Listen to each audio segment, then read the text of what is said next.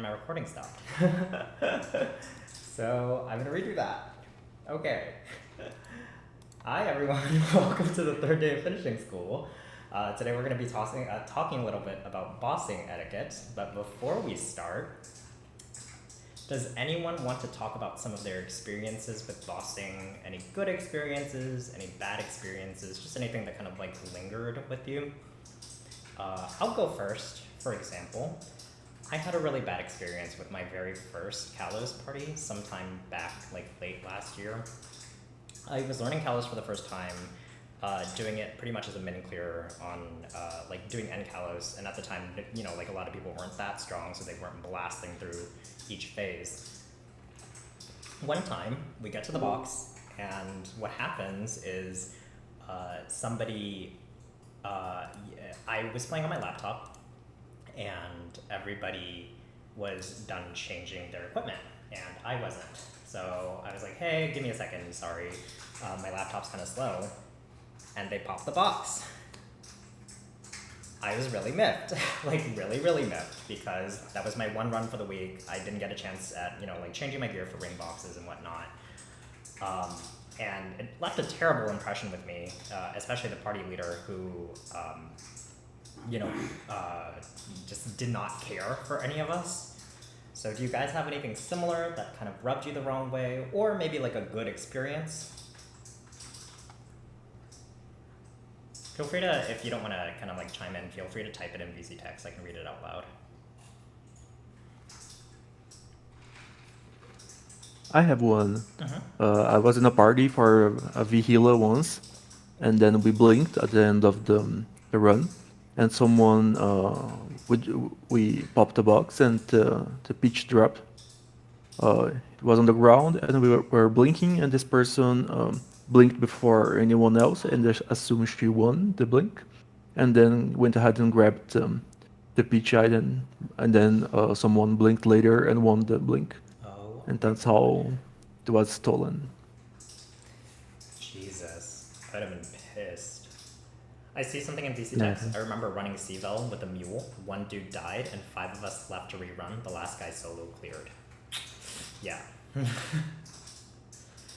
So we kind of have like 3 out of 3 terrible anecdotes, but there are a lot of positive experiences as well. I just remember some of my favorite mapling experiences being like min clear bosses and struggling a little to do bosses with people. It's very exciting and rewarding at the same time.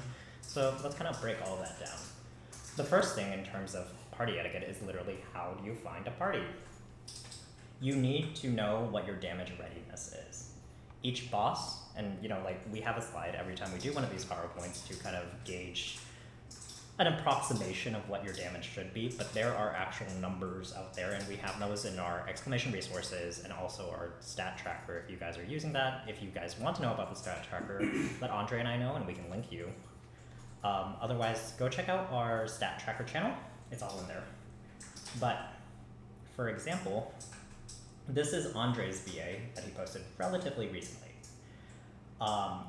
You need to make sure that you are doing a BA with the correct settings. I see a lot of people do some damage checks, and sometimes they don't have their Arcane or Sacred Force applied. Sometimes there is no damage reduction.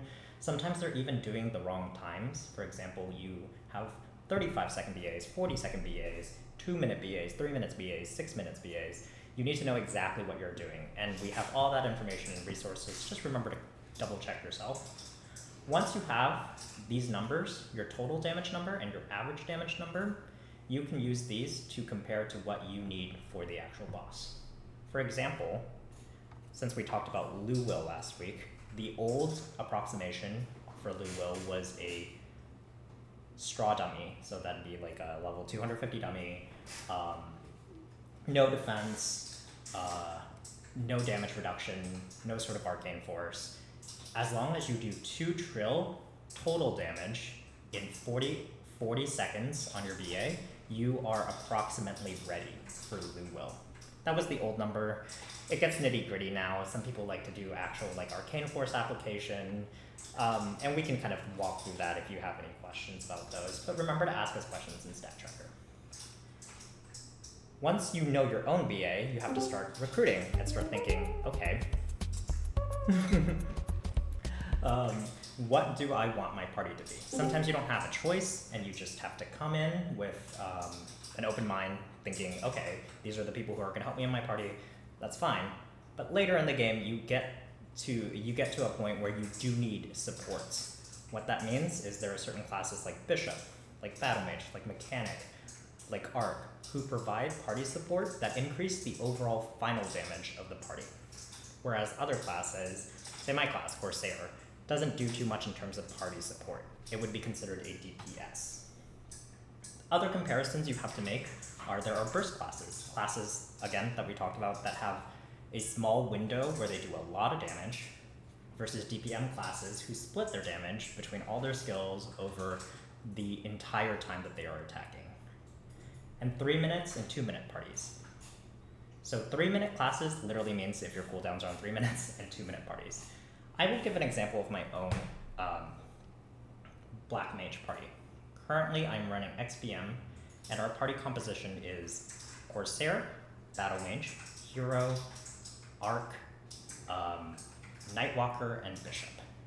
We have a strange split because there are two 2 minute classes, the Arc and the Hero, and everyone else, except for the Bishop is flexible, is a 3 minute class. So we have opted to get our 2 supports, which are our Bishop and our Battle Mage. The rest are DPS. Most of us fall in that burst category, except for me. I am a Corsair, so I'm mostly DPM. And because we have more 3 minute classes in the party, we opted for 3 minute bursts rather than 2 minute bursts. But there are scenarios, say, if we replace one of those 3 minute classes, replace the Nightwalker with like a Marksman or something, it would automatically turn into a 2 minute party. So the 3 minute classes will have to adjust for the 2 minute burst. Just small considerations you have to make, and those come as you progress in the game and learn more about different classes. If you ever have any questions about how another class bursts, attacks, or anything, feel free to shoot us a question in Maple Questions. So with that, let's talk about using the Bossing and the Party Finder channels to actually find a party. As you can see, I use this example right here with Alan asking, shooting out a ping for Lotus and Damien for carries, and Aya using buff request to ask for Wild Hunter. Specifically, this Bossing channel, this one right here, is used for single boss carries, boss trades, and buff requests. This is not finding a long-term party.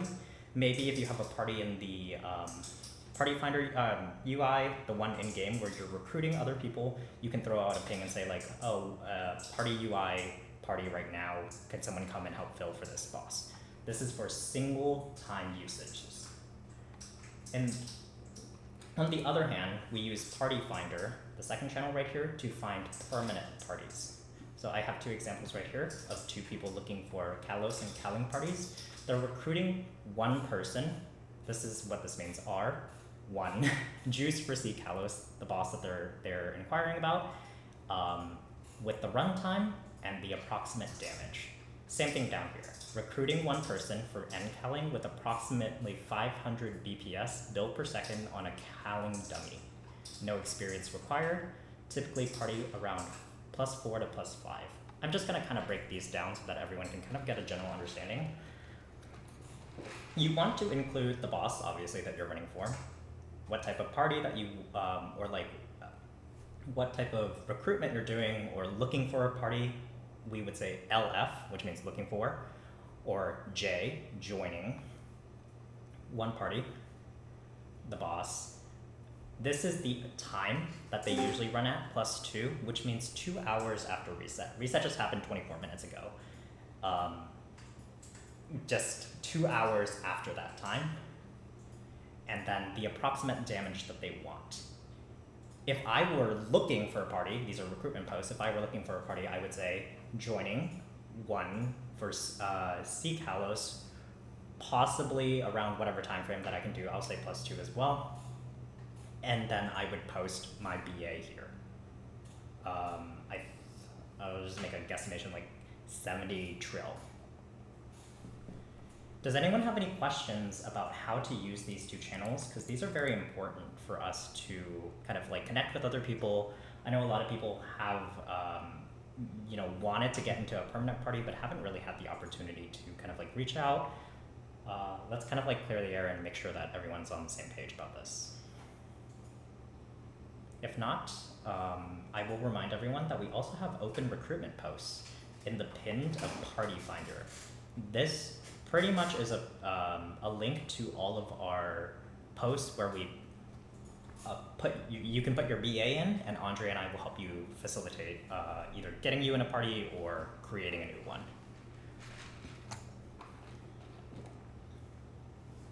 Okay. It doesn't look like anyone has any questions. I hope this is, that part is at least a little informative so that you guys can start using those 2 channels. So let's talk about things to talk to the party. Once you gather your party of how many ever people, usually 6 people, the first thing you need to talk about is loot. The reason that we are doing bossing is loot, right? The mesos, the items that actually drop from it, etc., etc. You want to establish how your party distributes loot every week. So there are 3 primary ways of getting loot. Blink, which means in 5th job, there's a skill called Blink that a lot of people use to hover in the air. If you are on the ground when you use it, you teleport to a random spot. What a lot of parties will do is when they get into the loot box, they will blink, which means they will press the blink button on the ground and teleport to a random spot on the map. The person either, and you have to talk to your party to know exactly what you guys want to do, closest to the box slash the thing that you attack to get the loot, or the person who travels the furthest distance from the left corner to the right gets the primary loot. I'll say that again. The 2 primary ways to do loot. Blink is you either teleport to the closest person to the box, or the person who teleports the furthest distance to the right, assuming you all start in that left corner of the map. There's also a rotation, which means you establish, okay, I get, say for example, if we're doing Lubo, I get the Twilight Mark first, Andre gets the Twilight Mark second, Axel gets the Twilight Mark third. And we will continue that pattern all the way until every one of us is done with this party, right? So I will get the first one, Andre gets the second one, Axel gets the third one. We go back to the top, I get the first one, Andre gets the second one, Axel gets the third one, and we keep doing that. And then finally, soul priority. This means a lot of carries, people who carry other people for bosses will say, okay, you can come do your 5%, you can get the crystal, you can get all the other items, for example, MVPs or anything like that, but I want the pitch. I want the Twilight Mark. That is what soul priority is, that only one person gets the priority for that. Remember, this is the first thing and one of the most important things to talk to your party about. There's a lot of discrepancies with who gets loot. Sometimes it's not established and people get really mad when somebody, for example, like Andre's story, like loots out of order, right? It's not their turn, they lost the blink. But if you guys didn't establish that it was a blink, maybe it was a free-for-all. That means that everybody just, whoever is closest to it and grabs it first. Usually is not the case, especially with pre-established parties, but it does happen. Yeah, box only in UI is a version of soul priority. So sometimes if you see box only, that pretty much means soul priority. The second thing to talk to your party about is if you guys are okay with clearing a 6. What that means is every single person needs to stay alive for the entire fight in order to clear. If one person dies out, we rerun, we leave the map. We're not doing that thing where, like with the C Vellum story, where somebody, if one person dies out, everybody decides to leave and then one person clears anyway. We're not doing that. Otherwise, it is okay to clear if one person dies out. Sometimes I'm just tired and I'm like, okay, it's 1 week, whatever, I died out, you guys can clear without me. I am giving my indication to the party. You guys, completely okay to clear. I'm just gonna kind of like suck it up, lose my clear for the week. It's fine. You guys need to establish that before the run. And finally, something that a lot of people don't talk about, and usually this is a discussion that happens close to when the actual boss comes up. Usually when we have Black Mage practices, we just kind of impromptu, this person will burst then, this person will burst then. But usually you need to discuss your burst order and bind order. If you have a 3-minute party, that means most of your classes are in that 3-minute cooldown. You guys will burst, bind, and burst on 3 minutes. Same thing with 2 minutes. If you guys are mostly 2 minutes, the 3-minute classes will just have to adjust and play their mini bursts during one of those 2-minute bursts. And split your origins accordingly. I can't preface this enough. We should not all be origining in one set. The origin bind gives you an additional 10 seconds of like doing whatever you want with your burst, right? If you guys are not establishing, okay, 3 people can origin during this burst, 3 people can origin during that burst, you're wasting your origins. Or even if you want 1 person to origin in the second set and 5 people origin in the first, that's still good because you're getting an additional 10 seconds to do whatever you want during the bind. So remember these things, very important to talk about prior to the run. And then the last thing is scheduling. I've gotten into a lot, like I've played Maple for a very long time, and I've gotten into a lot of fights with people who don't show up on time. So when we start a party, we establish our times. This is a link that I like to use a lot. It's called When to Meet. I use this for school. Essentially, you can create this chart that shows exactly, based on your own time zone too, and it converts it for the rest of the party to their own personal time zone. This is Central Time, so currently our reset is at 7 p.m. I can see that most of this party is available sometime between -2 and +1 on Sundays. So likely this is a time slot that I would use when after I send this When to Meet and everyone fills it out. If you guys have any questions about how to fill this out and actually what to do with it, please let me know. It's a little confusing to get used to at first, but we've used it over the last year in Otters, and it seemed to work great for everyone. Use When to Meet, otherwise you guys can just talk about general availabilities and establish, okay, we're all generally available around reset, say Tuesday, like today. Let's go ahead and run at that time. Everyone agrees to it. Please show up exactly at reset every Tuesday.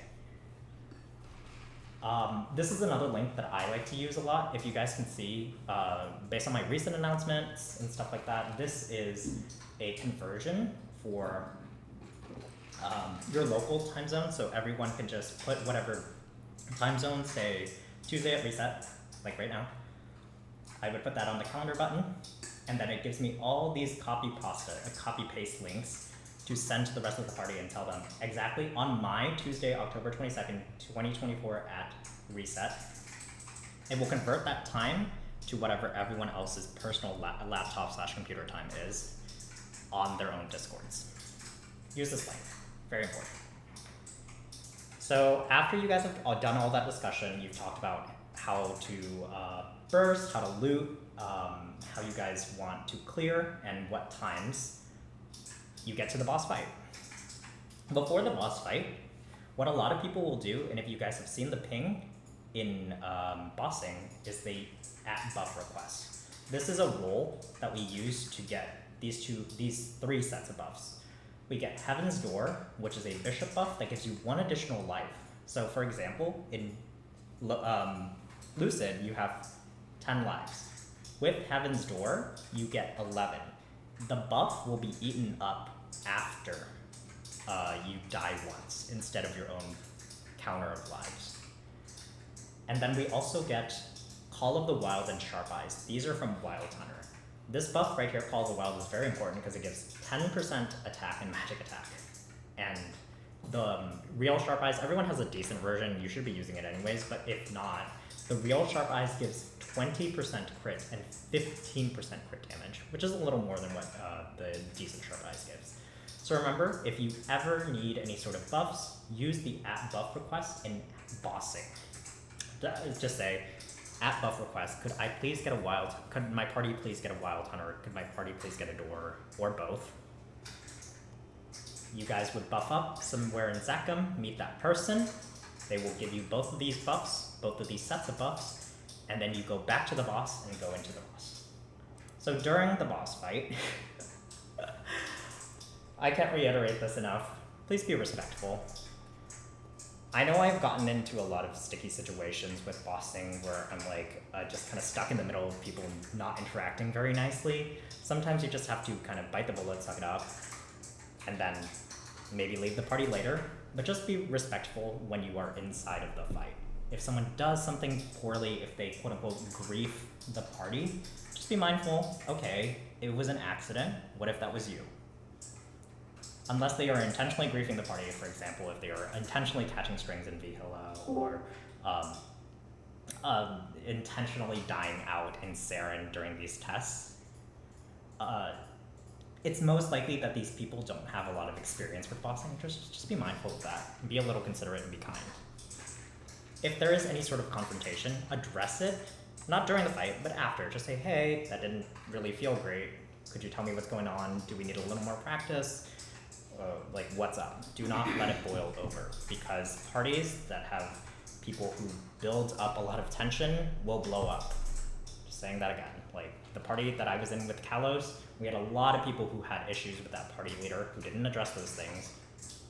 It just blew up. Again, you establish a time, so be punctual. Be there at that time. And give your party ample notice if you're gonna be late or if you can't show up that day. Do not tell the party 30 minutes before the run that, oh shit, I forgot it was today, I can't come. You should be mindful that there are 5 other people in your party who are also running with you. They are spending their time and putting out aside a time slot every week for your run. So please be mindful of those people. And finally, this is optional. Callouts are not really optional. You should be doing them in game text anyways if you are not in VC, but come to VC, even if you are muted, you guys should be coming together as a party of 6 in one of the bossing channels and doing callouts together. Callouts include, for example, in Will, when there are tornadoes, you say NATO, NATO left, NATO right. Or in Lucid, when there are sickles, you say sickles. What a lot of people will also do is they will type indicators in-game. For example, in Lucid, when the mid-platform breaks, they'll type the exact time that the mid-platform breaks, knowing 2 minutes later, the platform will break again. So we can use their in-game text indicator as a call-out. Just remember to do those callouts. And finally, we get to the loot boxes. Again, this is super duper important. People will get very pissed off if you don't know the proper etiquette inside of these loot boxes. Before you even get there, remember to turn off any sort of auras or any summons. For example, I'm a Corsair. I have a lot of summons that follow me. I'm knowing that I'm going to kill the boss. Once I finish killing the boss, it gets to 0%. We will turn off our buffs by right-clicking them in the top buff bar, and then just not touch my keyboard, wait for my character to land inside the loot box, and go into a corner where I pretty much cannot physically hit the box. So that's what that means. We will determine whoever has the highest drop rate either before or inside the box. Somebody says that they have 400% drop rate, that means they have the current maxed out drop rate for the fight. That person will be the designated person to actually hit the box, because most of the drops are determined by the percentage of drop that you have overall. The only exceptions being arcane boxes, I think absolute boxes as well, and yeah, pretty much it. Everything else is determined by drop. So highest drop pops. Again, the loot is established before the run, and please don't be greedy. Do not be this monkey. Do not be big and greedy. Do not have the McDonald's app on your phone. If you don't know exactly what just dropped, please ask. For example, there's a bed that drops in Lucid. A lot of people who have never done the Lucid fight will be like, oh, is that a rare drop? Can I pick it up? We can tell them, it's not super rare. It's a piece of furniture for the home part of the game. If you don't deal with your home, you don't really need to care about it. Whereas if you see a belt drop, that's a pitched item. That's one of the most important items in the game. If you guys don't know what it is, please remember to ask your party, oh, is that rare? Can we blink for it? Can we loot? Is it okay to loot? If you loot out of order, obviously you're most likely gonna get kicked out of the party. And or if you're in a pub party, reported for it. But also, please be mindful that all of these other items, the MVPs, the sparkling reds, sparkling blues, flames, cubes, any of those sorts of other items should also be shared amongst the party. Big pet peeve of mine is when I see somebody just no rare item drops, no pitch, no dawn set or anything, but they will walk straight across the map and just loot every single item on their path. This is big greedy. Like, you should be looting a few items, leaving the map, and letting your party loot the rest. Or if you're one of the people who is late to looting, just let everyone loot what they want first, and then you take the scraps. Do not loot every single item. It is very important that you don't do that, just because it shows that you do care about your party. But other than that, that is the major parts of bossing etiquette. You pretty much know how to get into a party, how to deal with your party, and then what to do after you guys get the rewards from clearing the boss. Does anyone have any major questions about etiquette, how to talk to people, how to get in parties, whatever have you? Feel free to unmute and type in VC text.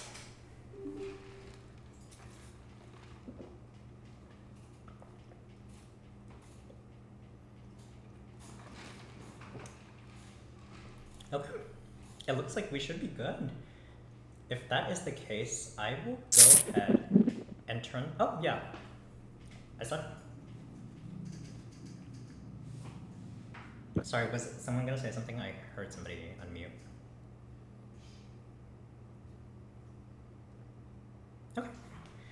I'm gonna turn it over to Matt. So for those of you guys who don't know, Matt is a junior in Honeybees. He's here to help us learn how to do Gloom. And I will be picking up with Darknell after we are finished with Gloom practice.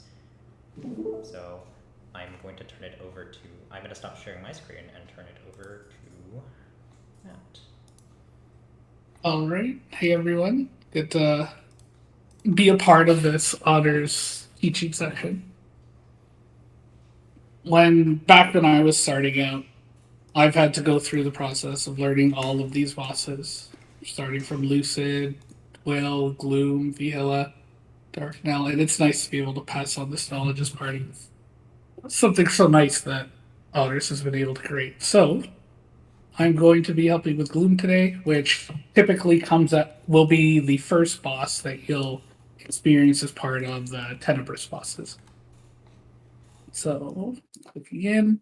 So, Huey's already gone through most of this before, but specifically in the roles tab, which you'll have in Otters, you'll have in Honeybees, should have this in Bobaholics and all the other guilds in our alliance. You'll be able to assign yourself, specifically in this case, the Gloom role, which is just by clicking on this purple circle. And then, yeah, it's not too much. Go over. Similar to what he was saying before, picking up buffs, but let's get into specifically Gloom. So, Gloom is a very burst heavy boss. No, let me go back. You know what? No, let's just go in order.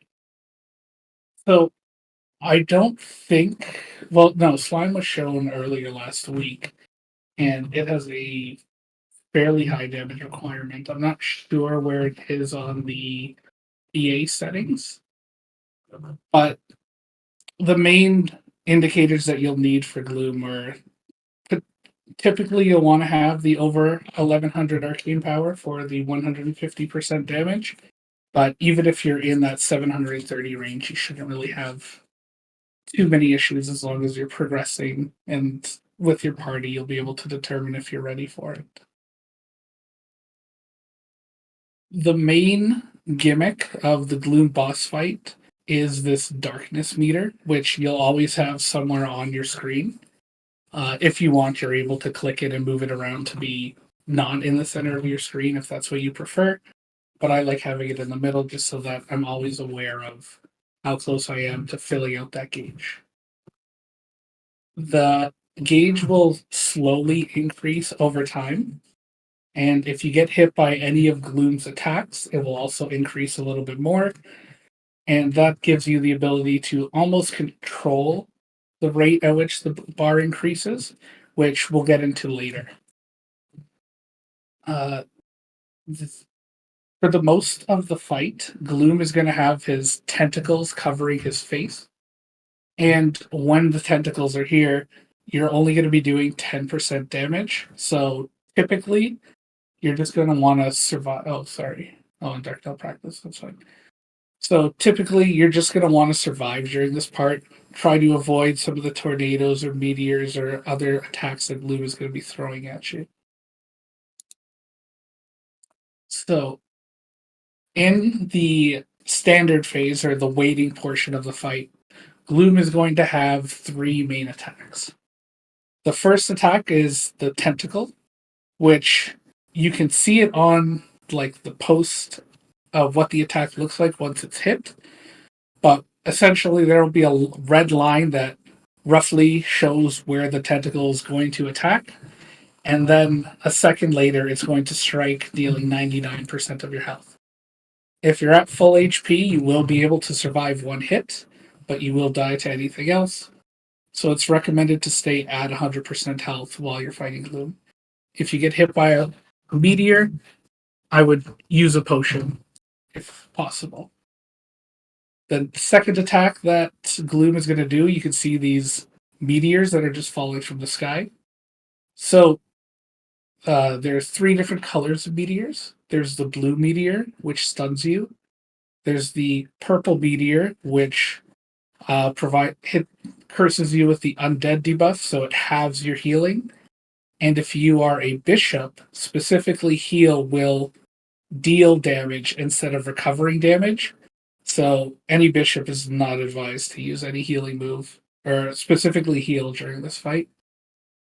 And then finally, you have the pink meteors, which will blind you. So not too serious, but you just won't be able to do any damage. For anyone that's colorblind, which isn't something that I have to deal with but if you are, they've added in distinct markers to show which orb is which. So the cross, or the X, sorry, is a stun meteor. A vertical eye, if you want to call it, a vertical like hexagon, diamond shape, is the undead meteor.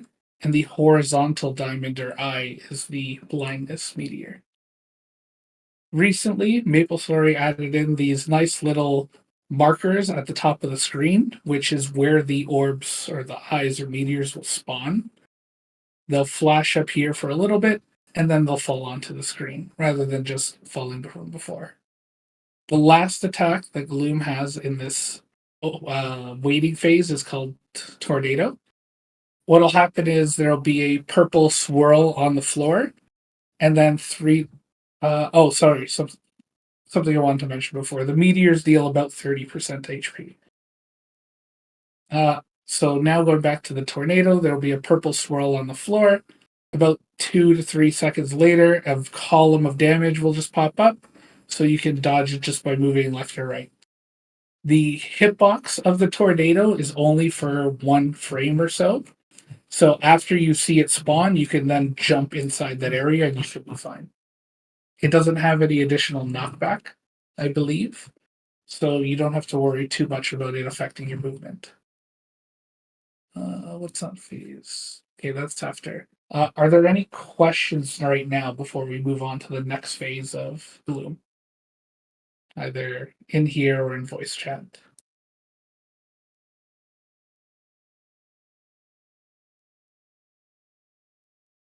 Um, I do have a tip.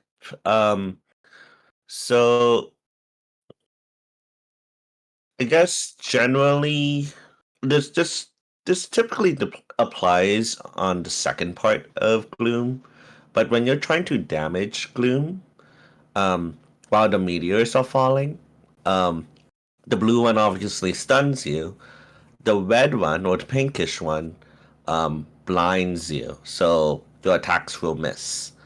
So what I personally typically do is, since the meteors rain pretty chaotically, if I see a purple one, which I believe is, I think it's potion block or something, and I'm trying to burst with Gloom, I try to avoid the blue ones and the red ones, but if I get hit by the purple ones, like if I'm forced to get hit by a ball, if I get hit by a purple while I'm bursting, I know I can still do my full damage without worrying about being stunned and being blind.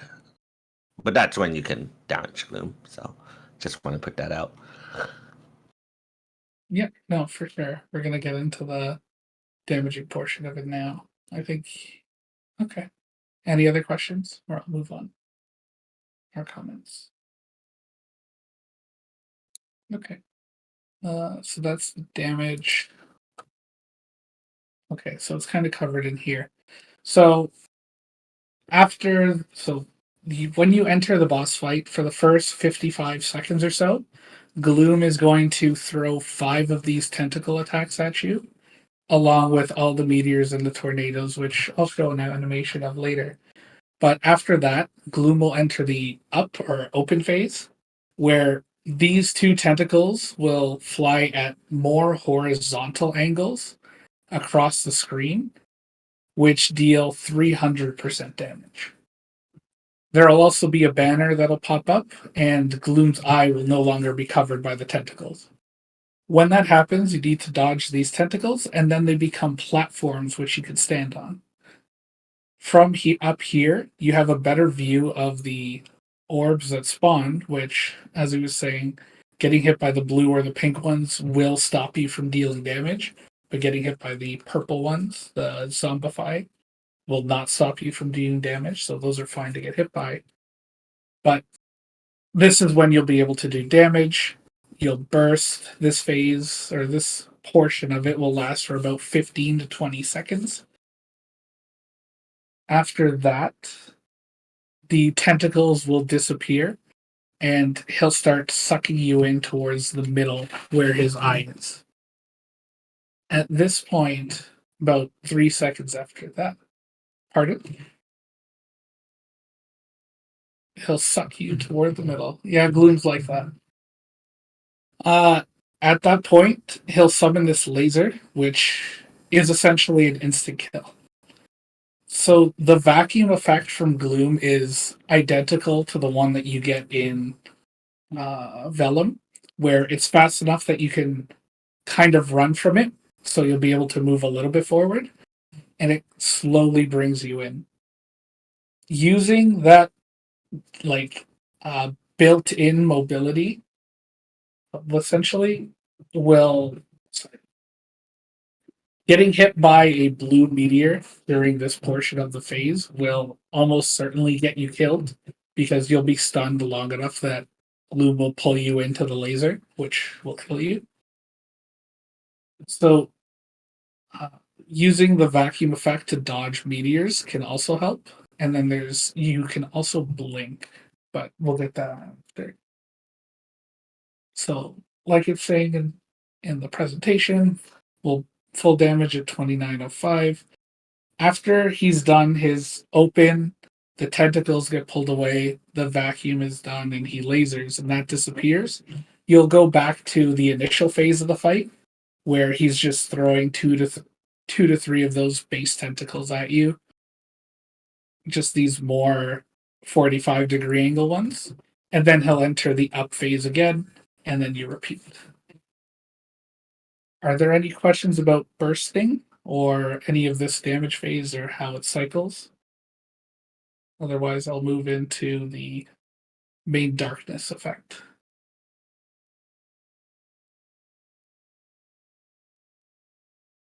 I'll be showing a quick video of what it looks. Oh, sorry. Sorry, I was just gonna say, just since we didn't really mention it in tips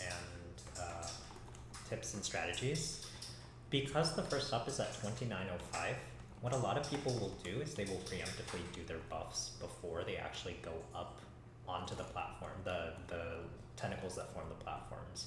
So for example, we all have like some sort of Maple Goddess's Blessing and Epic Adventure. Those are your 60-second buffs. Pretty much every single class has them. What you can do prior to actually getting up there, so you know, okay, 2905 is when we actually have the first tentacle come down. I can pre-buff those buffs around 2915. And then at 2910, I do my 30-second buffs. I'd say, okay, I'm about to go up, but I still have a little bit of time, so I'll do my second set of longest buffs. And it just kind of comes with practice, but pre-buffing and getting up immediately to burst is very important in this fight so that you have the most amount of time to do damage while you're up. Yep. The only thing I would mention is that I would almost always wait for the 5th tentacle before I start buffing, because there's nothing worse than casting a long buff like a what's the mage's not infinity unreliable memory, and being stuck in animation for 3 seconds and then getting absolutely destroyed by a tentacle. But yeah. Okay, so moving on. Once the bar fills up, you'll enter a state of phase called not a phase. You'll status condition, which is unique to Gloom, which is it is darkness, like very dark. I'm gonna pull up a YouTube video which specifically shows what this darkness looks like. Okay, they call it terrorized. But so once your darkness meter fills up, let it go.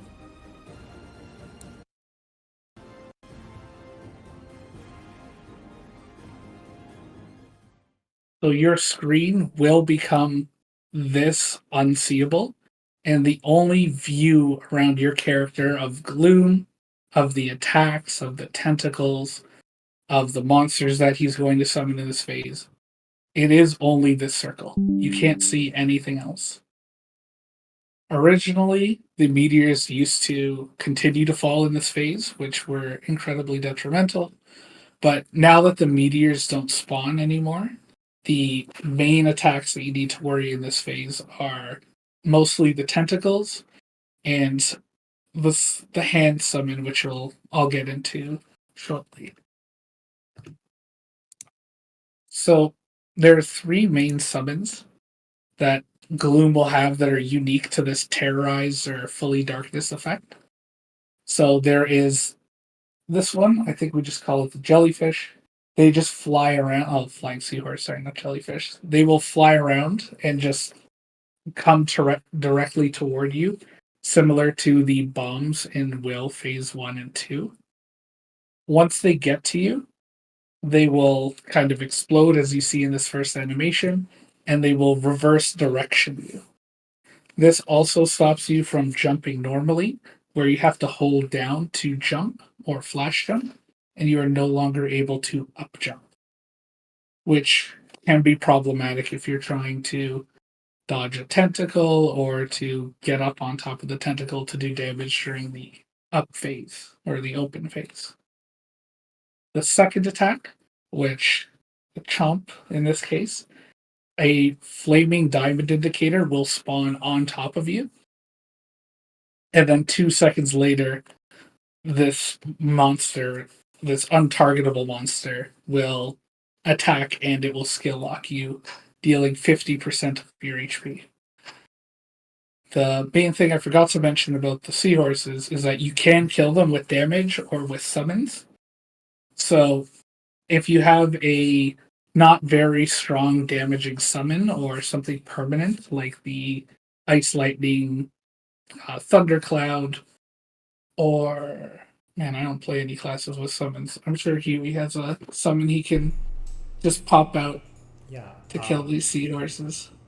At least for But Corsairs, we have a summon that follows us, so that also works if you guys have yeah, any sort of auras or any summons that do linger. they're Xeno excellent has the warriors. purple box. Ice Lightning has like 500 skills. Doom Avenger has the shields. Yeah, Other classes I play. Will skill? Kane has their arrows. That Will and Will and the Siren helps a lot. yeah. I'm mostly so I just want to make sure that I'm talking about summons that aren't too important for your burst. Just to make sure, like, for example, the Nightwalker's like 90-second summon is pretty good to just keep around during this phase. Just to help you kill any of these seahorses. The last summon that Gloom will have is these hands, which spawn on the floor. If they're proximity based, where if you go towards them or on top of them, a second later they're going to attack and they're going to petrify you, which is where you need to mash left and right to be able to move, similar to Pierre the Clown, if you get caught by one of the hats.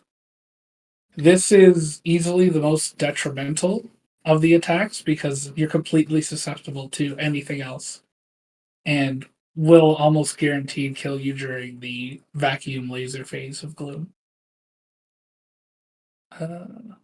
After, or are there any questions? Once we have all the questions done, I'll move into what they look like in the game using that other video.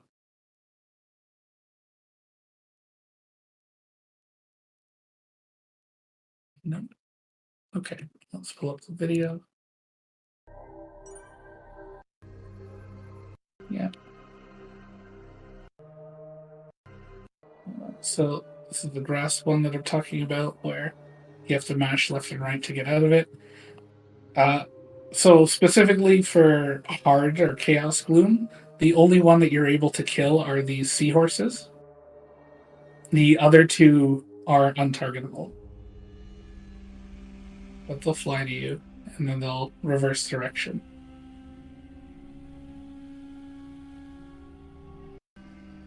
And lastly, this black flame for the chomp, which will skill lock you.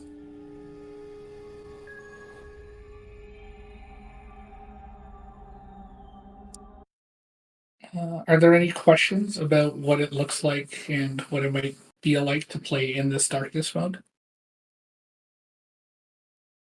Or any of the unique attacks?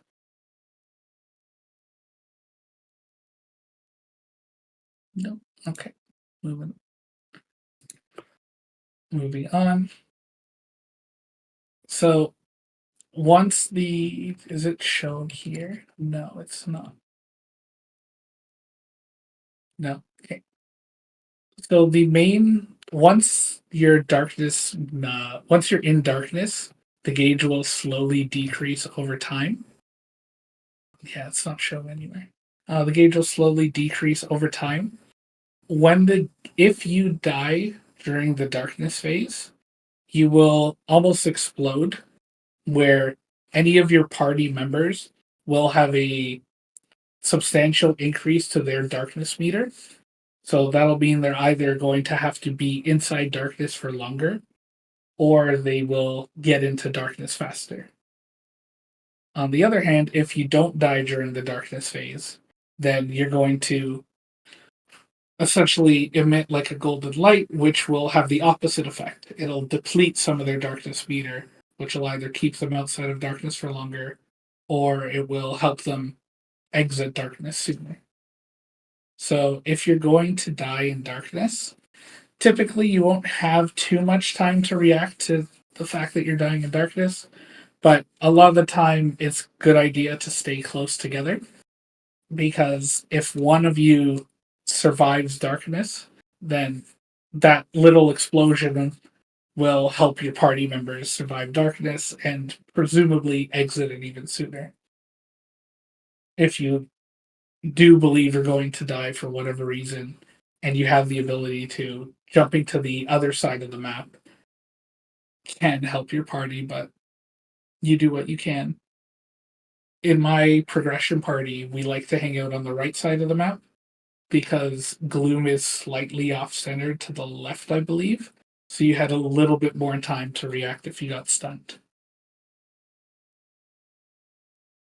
So with that talked about, we can go on some of the little strategies and tips that we've kind of gained over the years. So when you're in the laser phase, in the vacuum phase of Gloom after doing your burst rotation, he's going to be sucking you in, and you might get hit by a blue meteor, which will stun you, and then you'll be sucked into the laser and die. The easiest way to not die due to that is that if you were jumping and blinking, which is what Huey was mentioning earlier, and you get hit by a blue meteor and you're floating in the air, you will not fall to the ground as long as you hold down the blink button. So what I like to do when I was starting out is I would just continuously up jump in the corner. And then if I saw a blue meteor falling down on my way up, I would start the blink, hover in midair, eat the stun, and then fall back down unstunned. So I'd be able to continue move. The other way to dodge the blue meteors is that because Gloom is constantly pulling you in, if you don't press any buttons, you will move left or right closer to Gloom. So this can give you a way to dodge the meteors by just letting go of the controller or letting go of the keyboard, moving out of the way, and then flash jumping toward the corner. This will take a little bit more confidence and a little bit more practice to get the hang of. When you're starting out, I recommend just jumping in the air, blinking if you see a blue meteor. If you see a purple, or a pink, I would just let it hit you, heal up if you can, and then just continue to up jump in the corner. Specifically for Darkness, which is such an important part of the fight and typically where you will be dying if you do die, there are a couple of things to keep in mind. So skipping over the intentional gauging for now, the first thing I want to talk about is the hero's will, which every fourth job has a hero's will, and then every class in fifth job also has a Urda's will, which both act as the same thing. What they do is that they will cleanse any debuff aside from petrify, and it will also stop you from yeah, they're very important. It will also stop you from receiving any debuffs, including petrify, for 2 seconds. Getting used to using Hero's Will is incredibly useful, especially for Black Mage, because it'll stop you from receiving curses, but specifically for this fight, using it preemptively can stop you from eating a petrify, from eating a stun, from eating a skill lock, and can definitely save your life. Going over the attacking mobs. So the seahorses, like we were saying, those are the only ones that can be killed. If you do kill a seahorse, I've been told that it reduces the gauge, but I can't confirm. I feel like it does. So I recommend just swinging for the seahorses if you have the time. Because not only will they die, they won't be able to attack you, which reverse can definitely get you killed. Yeah, no, because exactly. It's not like, so two will spawn at a time, and there's no limit to the number of seahorses that can be on the map at any given time, as far as I know. I spoke about cleansing with party, where everyone hangs out on the same side of the map during darkness, so that the first person who exits darkness will be able to get everyone else out of darkness, starting like a chain reaction. Lastly, that I want to talk about is the intentional gauging. So I would argue the most dangerous of the summons during the darkness is the hand, because the petrify stops you from performing any inputs. You can't jump, can't move left or right, you can't even cleanse your way out of it with Hero's Will. You just have to mash left and right. The mo- the best part about these hands is that they don't actually reach all the way up to the top of the map when you're in the damage phase. So once you get more comfortable with the boss, if you notice that you're at about, so say if you're exiting a damage phase, he's just used vacuum, that's ended, the laser's done, and you see yourself at 75% gauge. What I recommend doing is intentionally getting hit so that you can enter the gauge as the up phase or the damage phase starts. During this phase, you'll typically have summons out, you'll have the most damage out, you might be using your iframes, but most importantly, you're elevated above the floor, so you won't be able to get hit by any of these petrify attacks. He's also not going to be using any tentacles, which are 99% damage attacks. There won't be any tornadoes, which I will show going back into the video. The only thing that can hit you during this phase are the summons themselves, because the meteors will also disappear. If you enter darkness at any other time in the fight, say you enter darkness as the damage phase is ending, you will have to deal with the hands on the floor. You'll have to deal with these skill locking chompers. You'll have to deal with the reverse direction, which stops you from up jumping, all while trying to dodge the laser attack. Or if you do it after the laser attack, you'll have less view of the map for the tentacle attacks during the normal phase. Or the tornadoes if you try to flash jump out of the way. So timing your gauge intentionally for when the up phase is starting is something that you should be getting the hang of. But that will come with time. The last thing I want to talk about for tips and strategy is that Gloom will almost always open for the first time at 2905, and then it'll open after you've gone through the laser attack. It'll do 2 to 3 tentacles, and then it'll go into the open or up phase again. However, if you lower Gloom's HP below 70% for the first time, or 40 or 15, it'll immediately go into the next open phase after doing the laser attack. So if you have a prolonged burst, like Mercedes, which I play, I will specifically time my opens with my longest burst such that, say Gloom is at 50% health, I will know that if I burst and get Gloom below 40%, I will go from an open phase, burst, laser, immediately back into an open phase. So that's the best time for me to get the most damage out of my not summons, my mirror images, or whatever you want to call them, the illusions. It's also good to know that if I'm going to be gauging anytime soon, I can also do my best to manage my gauge to reopen during one of these phases. So that was a lot of information. Are there any questions or comments?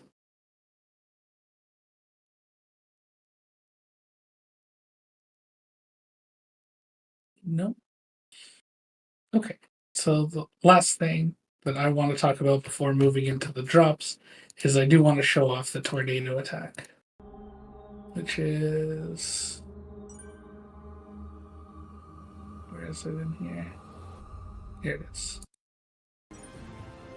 So this is what the tornado attack. They call it mist storm, but you'll see this purple swirl, and then it'll go into the sky. So it is full height, and it's only for that initial phase. Once the tornado is hit or spawned in the map, you can then jump behind it. Going back to this slideshow. So, like any good boss, any good chaos boss, we have some pitch set. So the Eternal Ring, Endless Terror, is a level 200 ring. Unfortunately, that means it can't be transfer hammered or anything like that. You just have to tap it. For anyone starting out C10, the main thing are the arcane boxes, and it'll give you a black jade ring box, which can give you a level 1 to 4 ring, and most importantly, it'll give you a roar, a rigorous straight, or a risk taker weapon jump ring for any of the classes that are 2-minute classes, because they can ring swap. The Estella earrings are level 160 earrings. Unfortunately, they're not typically better than the superior Gollix earrings. So, what I would say their best use is for drop gear over anything if you want to go for 22-star drop gear. Aside from that, I wouldn't invest too much into them. Then lastly, you get your intense power crystal. split it with however many party members, and then the sparks of determination will be your part of the resources that you need to make a black mage key, which you need to do every month. I believe he drops 10 to 20, something like that, every clear. And doing Gloom 4 times a month will give you enough sparks of determination to build a key for Black Mage. And then, are there any questions before we move into a practice session?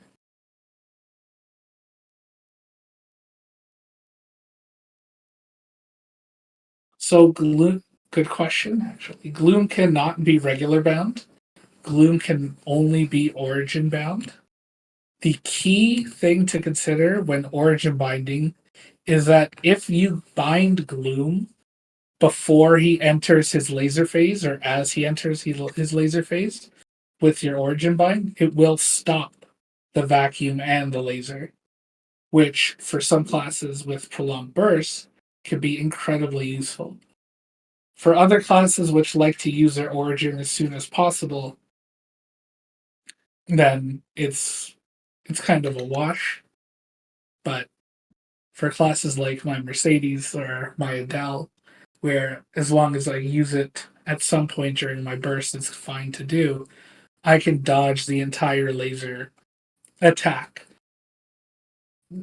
using my origin skill.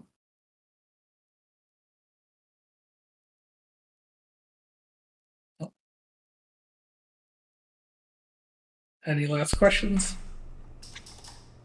Otherwise, we'll move into practice on channel 5. I think I got a party started for us, so I'll pass you lead so that you can demo. Do you want to share your screen, your Maple? Yeah, I can share my screen. Okay. I made you party lead. Yep, I see. All right, so I think the best way to kind of go over this for the first time will be to burst us past the 70%. That way they can see an initial open and then a reopen, and kind of how that works. Because typically in a party of 6, I imagine they'll be getting into the past the 70% mark fairly quickly. Are you going to do any bursting at all? Yeah, I can get us to 70% if you want, and then I can hold for the rest of the time for us to show darkness and whatnot. Okay, I think that's probably the best way to do it. I want to show off what moving past 70% looks like. Yeah, sure thing. All right, so is everyone ready? Has everyone set up their practice mode buffs?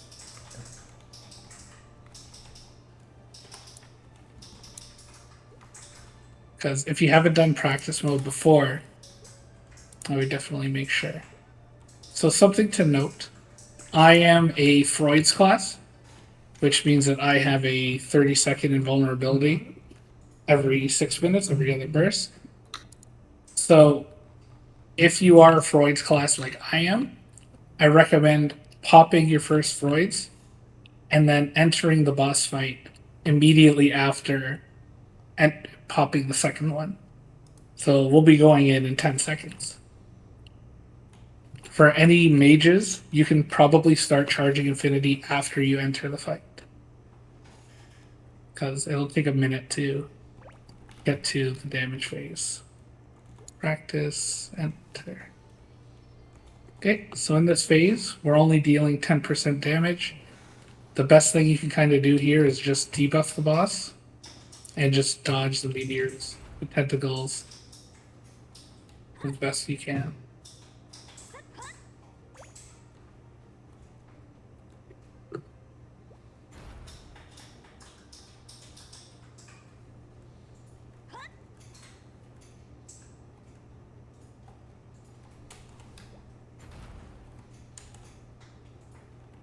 I'm not gonna origin on the first one so that we can see the laser.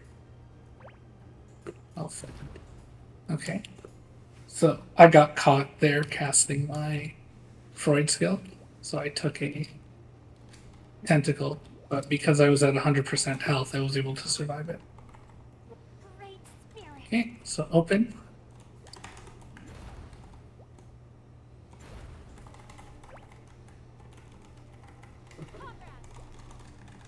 Everyone first.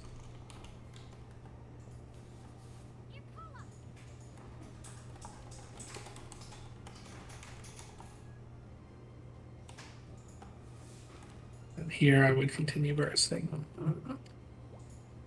So here we're getting sucked in. So what you can do is you can keep holding to the wall. If you see a blue one coming, you can let go. But this is what an immediate open looks like. If we get Gloom under 40% health, we'll be able to immediately open him again. So now that we're under 40%, we'll get another immediate open.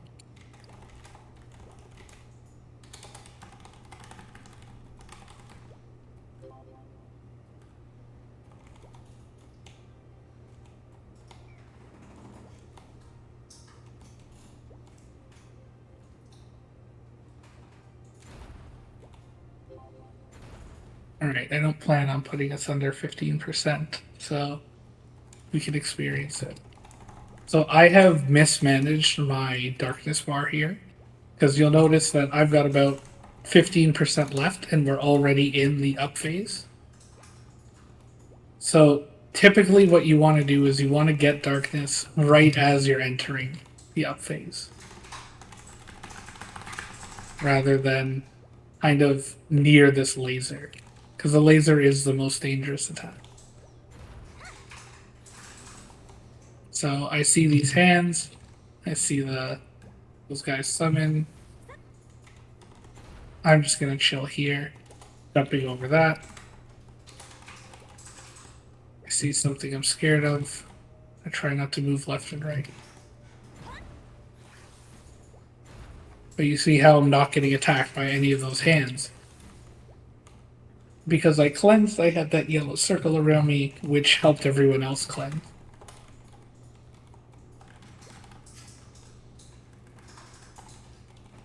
It can be hard to chill in the right side of the map during darkness, but you do what you can. So here, I'm just gonna... Oh, that's not my click button. I'm just... Oh, shit. Oh. Too much.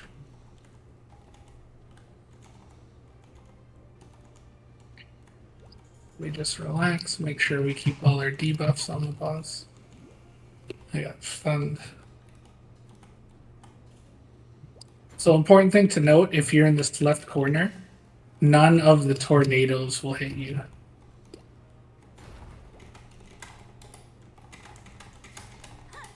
Okay. So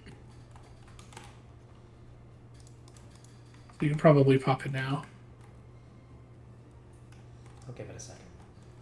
Sure. Okay.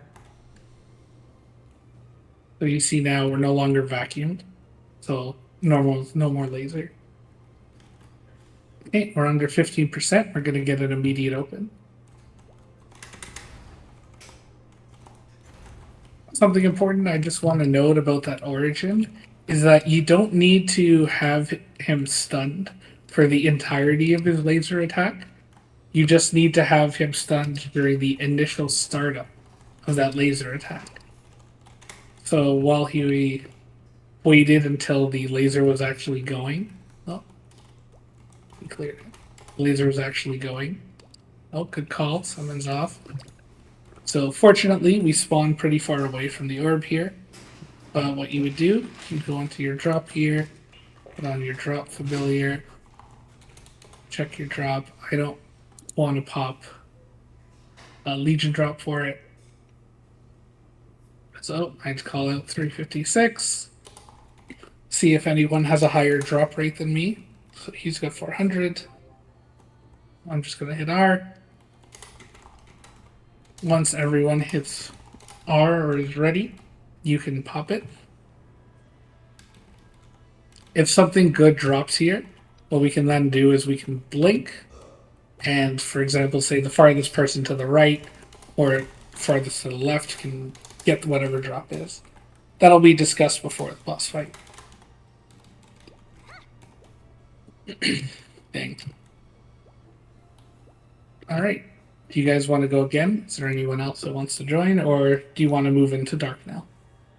I think we don't have a lot of time, so we might just have to move into Darknell, but thank you so much for that explanation. It was very thorough. No problem. I tend to take too much time with these boss fights No when you choose. worries. We started a little late, so it's okay. That's why I don't teach howling.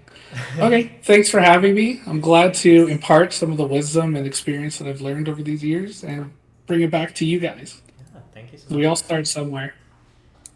Please, if you guys have any questions, feel free to shoot Matt, or any of us really, Yep. about Gloom, and then we can continue to talk about the other bosses in the meantime. So, I'm going to switch back to my PowerPoint. Yep. You guys see my screen? Thank you again, Matt. Okay, so this is a boss I am going to gloss over very quickly because there's a lot going on and it takes a lot of experience inside of the fight to actually learn what's going on. It's one of those you just have to really pick up from being inside of the fight. No, that's not what I meant. But in the club, we all fam. This cute little otter there. Okay, so in terms of what you actually need for damage check, your party should be able to clear Darknell if you're currently clearing Gloom. The easiest way to check is, can you guys clear Gloom in a reasonable amount of time that you feel like is comfortable? If you guys are not, maybe it's a good time to wait because Darknell is a little more difficult. But if you guys are clearing in under 10 minutes, under 5 minutes, you should definitely start clearing Darknell. They have approximately the same amount of HP. The only thing is, make sure that you have high enough Arcane Force. The Arcane Force difference is pretty big here, and especially because there is a level penalty for anyone who is a little lower. You can enter the fight at level 255, but the boss itself is 265, so there's a lot of penalty from just 2-3 level difference from Darknell. He's kind of, I don't know, he's kind of odd. There are no real mechanics in this fight. Outside of the attacks and the patterns itself, this is not one of those tricky fights. It is literally just staying alive and doing your best to survive with the kit that you are given on your own class. So I say exclamation hands if you've ever used the command. It shows this GIF. Make sure that you start developing your hands by knowing what exactly your class can do to avoid dangerous situations. The other thing I say is memorize your indicators. There's a lot of visual indicators in this fight that you can memorize. For example, some of his attacks are very scripted. If you know that he is pulling his sword in whatever direction, you know, okay, he's going to do this attack. I need to dodge like this. I need to dodge like that, whatever have you. And finally, the elite bosses, the ones that you see in the your like regular training field, those are going to appear in sets of 2 at the beginning, and then after he hits 50%, I call that phase 2. I just say 50% HP. 3 elite bosses are going to spawn at the same time. What this means is every single time Darknell attacks, whether he does a knockback attack, whether he does his dash, whatever he does his FMA, 2 elite bosses will spawn at that same time. And then after 50%, every time he attacks, 3 elite bosses will spawn. So I've heard this metaphor before. I kind of like using it because I feel like it's a good way to understand how this fight works. Think of this as a turn-based RPG. You get your turn to attack, and then he and his elite mobs will attack you. He'll stop for a second, do whatever, move around. It's your turn to attack again. And then after that, it's his turn. You guys just take turns fighting and going back and forth. A lot of people are very used to just holding down their bossing attack button or buttons and just going ham on the boss. This is not one of those bosses that you can do that in because there is a lot going on. You need to take your turn, dodge during his turns of attack, and then take your turn again after. And then just keep going like that. So we're going to get into the actual map attacks. So there are 3 field attacks. There are going to be these pillars of light that spawn. There's an indicator that's very skinny and it'll explode. So remember, the skinny indicator does not indicate the entire space of the pillar, but the pillar will explode and do 40% HP. So as you guys can see, I'm actually listing the HP amounts on this, and I'll explain why in a second. We have not done that before for any of the other bosses, so just keep that in mind. There are going to be diagonal meteors that fall either from the top right or top left. If they fall from the top right, imagine all the way over here, they will go to the left, bottom left over here, and vice versa. If they are on the top left, they will go to bottom right. These do 40% of HP each. And finally, there are small warriors. These do a lot of tiny chip damage, but they spawn with the shield on. And after a bit of time, the shield will disappear and you are able to attack and clear them. When they have the shield on, they can whack you and they do 5% each, but each of them can, continue chipping. So just be very cognizant if you're standing in a spot with too many of them and not attacking them as well. These are minor things that you have to worry about. These are not the major attacks, but they are a little annoying. Okay, let's actually get into Darknell's attacks. He has 4, if you consider buffing himself, 5 technically major attacks. These are the attacks that he will do and spawn the 2 or 3 elites with him. The first one is his knockback attack. He draws his sword, as you can see from this GIF, at an angle and knocks you back. If you're standing in this space in front of him, he will swing you back and do a super knockback, flinging you all the way backwards on the other side. And as you are being flung, you can get hit by everything that's in your path. So the best way to dodge this knockback attack is stand either outside of that knockback space, all the way back here, just to be safe, or directly behind him. This does 50% HP. Dive is his next attack. When he is too far away from anyone who is targetable near him, so imagine if he's in the middle right here, and the rest of the party is in the far left and the far right corners, he can't target anyone, he will do a dive attack, where the indicator is he just literally flings in the air. You have half a second to either be in the air, literally you can just slightly jump and you shall be safe, or just not be in the space of where he lands. The dive does 60% HP, and it is pretty dangerous. Any attack that does more than maybe like 55%, I feel like, is pretty much a one-shot in there. I'll explain why in a second. So again, do not be in his face when he does the dive if you see him disappear, or just literally jump in the air before he lands on the ground. Lady Gaga. His 2 other attacks are his charge attack. I call this the duck attack because you literally just have to duck walk, to dodge the attack. He will pull his sword directly horizontally backwards, and he will rush forwards with this slice attack. If you are ducked right next to him, like right here, hit my down button and I'm ducked, you should be safe. If you are not ducking long enough, you will get hit as soon as he does the slash. Or if you are literally just away from him, either far behind him or far in front of him, you should be completely able to dodge this. Same thing if you're in the air. And finally, the FMA attack. This is probably the easiest attack to dodge, but it does the most HP. It does 120% HP compared to the rest, which were 50, 60. Duck is also kind of dangerous, it's 90%, so if you're full, it's fine, but if you're not, you will get one shot by this. He will raise his sword upwards. There will be a banner that says something about like Darknell doing a powerful attack. And he will swing his sword in the direction in either left or right, and a weapon aura will follow after that.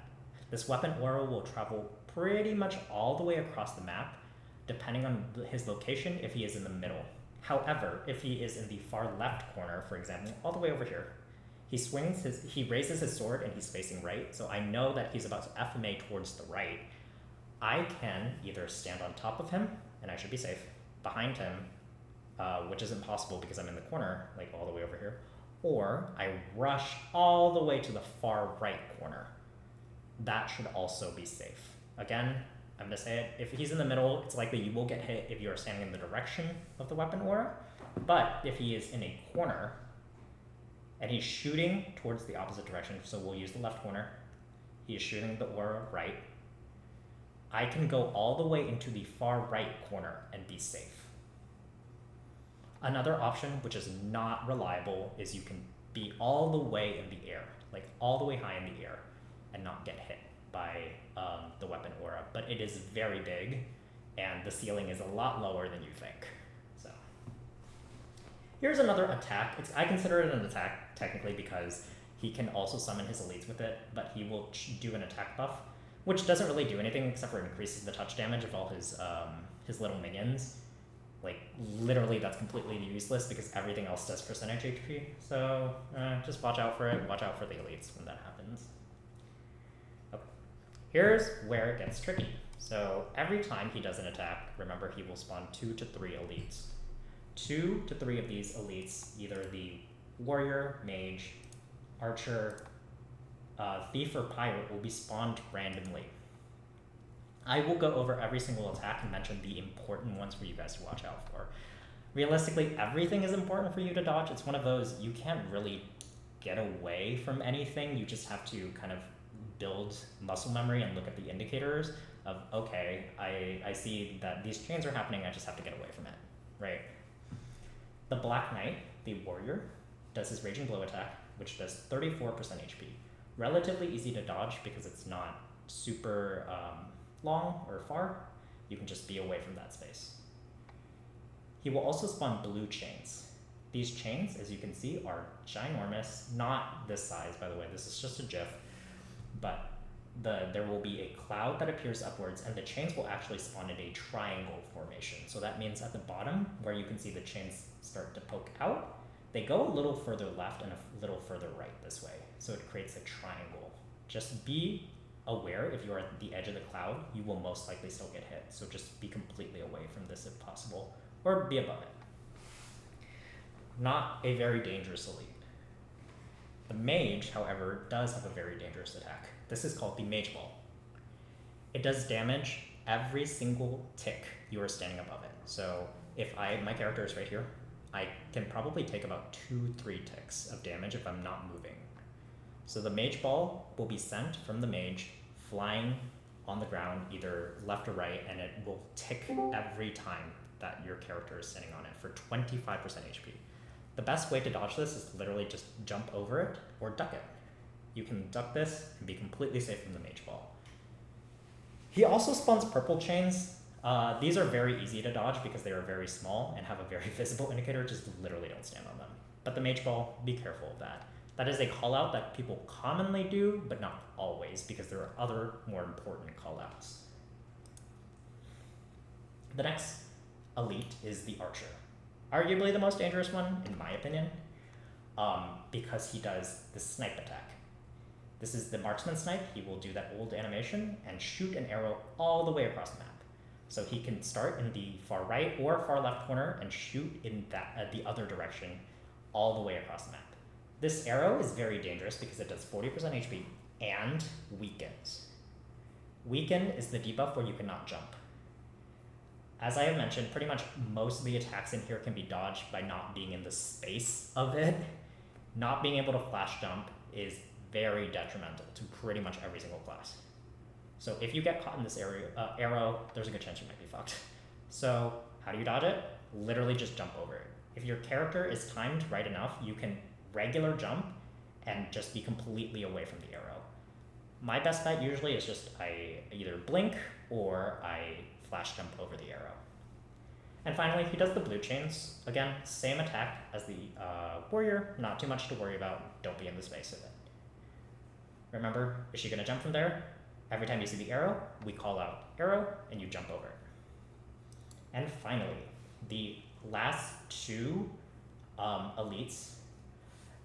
It depends on who you ask, but Final Cut can be an annoying attack. It's not one of those you need to do a call out for. It does 19% HP. The Thief Elite does Final Cut, and it does 19% HP, but it does Super Knockback, which is the same type of knockback that the Knockback attack does. So it can send you flying into all the other attacks, and it causes blind. Just two status ailments that are super annoying to deal with. not something you want to think about, so avoid it. Best way, again, jump, or just not be in the space of the visual indicator. Phantom Blow, this attack right here, does a few lines, all the way up to in total of 42% HP. A little dangerous, but it's not very big, so you can avoid it very easily. The bad brawler, the pirate, will do his brain scrambler attack, so he will spawn and shoot like that, and there will be small circles on the ground that will cause 40% HP and reverses your keys. Very annoying, but very easy to dodge. And finally, he does Octo Punch, which is pretty much identical to Phantom Blow, 45% HP, don't be in the space. So, as I have said before, there's not really much to this fight outside of experiencing it and just being in there for as long as you can to learn all the mechanics. If you have the time of day, what I recommend every single person do is just stay, like you don't even have to do any sort of damage, do any sort of burst or anything, just go into Darknell, hard mode, practice by yourself, and practice at least those 2 elite mobs as the attacks, right? So you can get a feel for exactly what these patterns are, how the elite mobs kind of interact with each other, and how he attacks. Because I will say, before it was a lot worse when we had to deal with raining meteors downwards. For anyone who didn't know, there was a recent change where the only meteors in this fight are the diagonal meteors, but before there used to be literally like Gloom meteors. There were meteors falling consistently from the top to the bottom.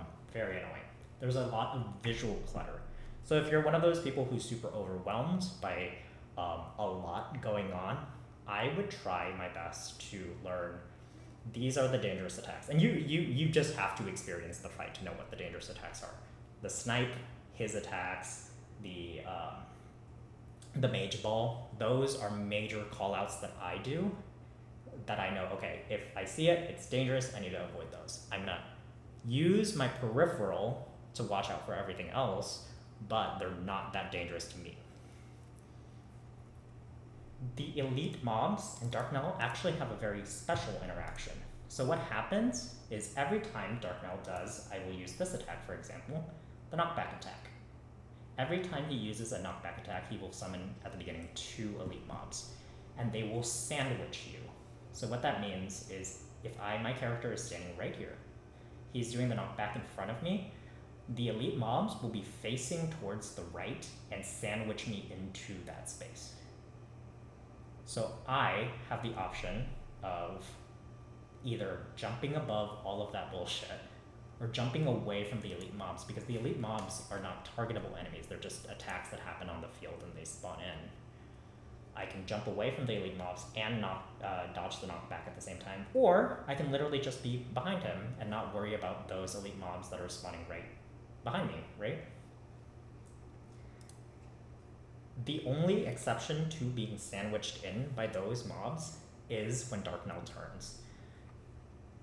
Sometimes his physical character will turn while he's doing an attack, so he and the elite will both face the same direction. So for example, if he does that knockback attack, but he turns right before it, the elites will spawn facing the right. He will also face the right, so I just have to either go far, far left behind everything, or just far right away so that I'm not getting hit by everything that is facing towards the right. Here is why I included the percentages of damage for all of these attacks. Every single attack in here does a small tick of damage. They do very small amounts that, on paper, aren't really dangerous, but if you're having stuff that adds 5%, 10%, 40%, 30% on top of each other, and you're just getting knocked back into all of those things, you will get killed very easily. So things to remember is there is a 5-second potion cooldown. Every fight, every C10 fight outside of this has, or really every Arcane River fight, has a 10-second potion cooldown. This is the only fight, if I remember correctly, that has a 5-second cooldown. It is very imperative for you to not only use your potions, but if you have a pet, use manual potion. I always have my finger somewhere reliably to hit the manual potion button, because I know the second that I hit 60% HP, it might be super dangerous for me, because I could get hit by something that also does 60% HP, and I just gotta heal immediately. So use your manual potion, and A really good tip when I first learned the fight is, if I didn't know what was going on, I just blinked in the air. I just went to a corner and blinked. Most of the attacks cannot reach you. The only exception may be being like the meteors, the diagonal meteors. We don't even have raining meteors anymore, so it doesn't really matter. Most of his attacks, Darknell cannot hit you from up there, and most of the elites cannot hit you from all the way high up. So just blink in the air if you are confused, if you're waiting out for your burst timers, whatever have you. And it is very important to also have jump as much as possible. So be careful about that snipe. Do not get hit by the arrow. And finally, sort of important tip, but utilize the space very carefully and try to keep him in the middle. Why you want him around the middle area is because if he is locked into a corner, it's very difficult for you to use, say if he's all the way in this left corner right here by the door, if he is facing towards the right and he's going to do any sort of attack to me, the only space that I have to dodge is the other side, right? The full right side, and I can't attack him meanwhile. Whereas if he's in the center, I have the left and the right space to dodge. And if he sends, say, an FMA or something like that, I can use the opposite side just right behind him. I can walk right behind him, dodge the FMA. He does the slash attack where I duck, just walk right behind him, don't even have to worry about the duck. It's much better than him being in a corner and you only have one option, one side for you to dodge. That's pretty much it in terms of mechanics. The drops are almost identical to Gloom outside of the Commanding Force earrings. These are a level 200 earring, part of the pitch set, which for some people will pretty much never be used until you get the Lucid Belt alongside it, because we have Gullick set. Gullick set is so powerful that for most classes it does not come into play until you get like 7 to 9 set pitched.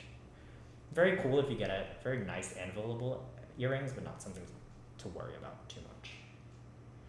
Okay, just for the sake of time, let's go ahead and get to practice. So I'm gonna ping everyone one more time. Does anyone want Darknell practice?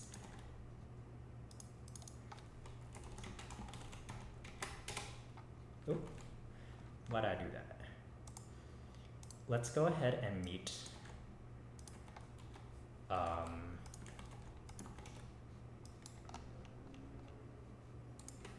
at channel 5.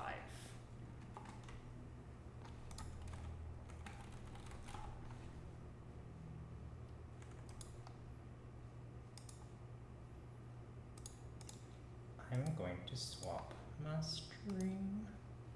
As you guys can see, I am in Darknell right now.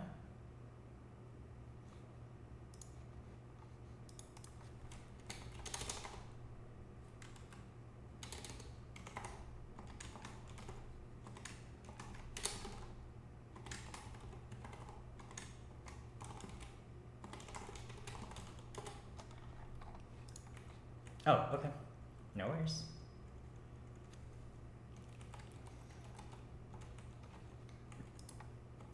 And this is a boss that everyone should definitely do homework on, even if you don't. Even if you do come to this practice, it's very important for you to just be in here to understand how your class interacts. Yeah. I don't even think we're gonna clear. I just want to get to 50% and show everyone that what exactly is going on.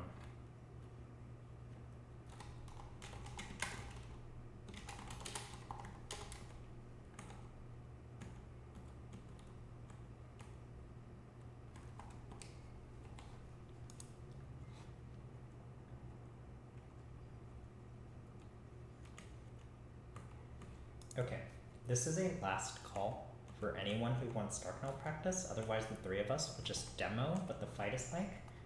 Don't worry about doing too much damage. I'm not too hard pressed about this because I think we can just demo it. Okay, if that's the case, let's go ahead and set up practice map buffs if you haven't already. Mine are good, so I'm just gonna type R. Give me your R's, please. So I see 3 R's. That means 3 people are ready out of 3. Let's go into hard mode practice in 5 seconds. 4, 3, 2, 1, go. He spawns right in the center alongside us. I will try to do every call out possible. Knockback, arrow. Arrow. It's okay to do duplicate callouts, by the way. You want your party to be like fully aware, knockback, Knockback. of what is going on. Dive. Jump. Yep. Knockback.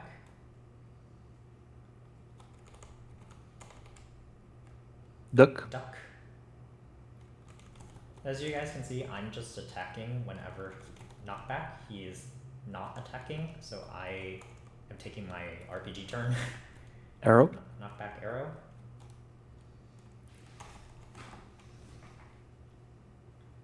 FMA. FMA. Go behind him. Nice job. Duck. Duck.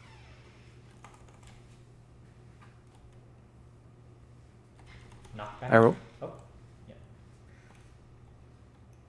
Or duck arrow. Duck. Oh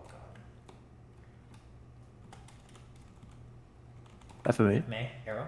Arrow. Knockback. Knockback. Jump. Mage ball. H ball. Knockback. Mage ball. Left. Oh god. FMA arrow. FMA. Arrow.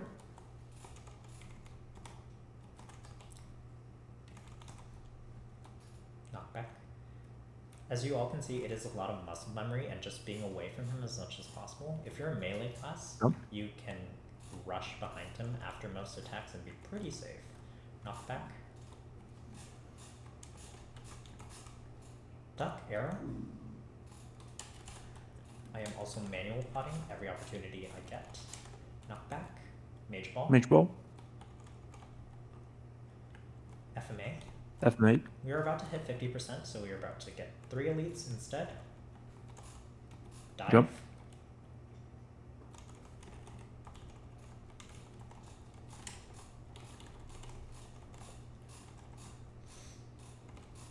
Let me demo arrow. Let me see if I can demo an FMA where I go into the other corner. We are past the 50% HP threshold, so we are getting 3 elite mobs. Duck. At a Mage time. ball. Okay, knockback. As you can see, there is a lot more visual clutter. It is a lot messier because Arrow. there are 3. Dive. He's in the far right corner. Knockback, arrow. Arrow. Knockback. Arrow. Ooh. If you need to, you can will skill the arrow, deep arrow. Duck to allow you to jump. Knockback. Mage ball. I'm ducking under the mage ball. FMA. So as you can see, he's going to FMA all the way towards the other side. I'm standing straight on top of him, completely safe. Duck. Other than that, there are no major mechanics. Everyone should just be doing their homework and going into this boss fight and trying it out for themselves. It is very easy to know what to do once you learn all the visual indicators. FMA. Arrow. Arrow. And it's a boss that really favors, if you start to get good at it, it really favors DPM because you can get a lot of damage uptime. Knockback arrow. That. Dive. Jump. So I have a tip for when you start practicing this boss, you also start saying out loud the attacks, so you get used to doing the calls. Because you can't possibly say everything is going on your screen fast enough. So sometimes you have to prioritize your calls. So arrow gets over knockback or something like this. You have to let your party know because You can say everything at once, and if everyone is calling their attacks, you have more chance to dodge everything. FMA. FMA? And another note on top of that is I did mention staying in the middle is very imperative. The easiest way to call out arrows is if you see it in your peripheral, it's always going to be on the ground, right? If you're staying in the middle, you will always pretty much see it. If you're in a corner, you will not see the arrow on the other side until it's like halfway through the map. It's much harder to dodge like that than seeing it immediately as it spawns by being in the middle. Mage ball? Just too much going on. I'm going to dodge Yeah. everything. Did not dodge everything. We're almost out. Yay, we're out. So yes, if you are not doing your homework on Darknell, now is a great time to start. Just by yourself, you do not need a party, but if you would like to get some help, please let any of the otters know, and we can always take you into the room. Oh! Oh, Oh! Yoink. Alright. With that though, does anyone have any final questions about Darknell and or Gloom? And we can just talk about those real quick before we end class for the day. Feel free to use VC text if you just want to type it.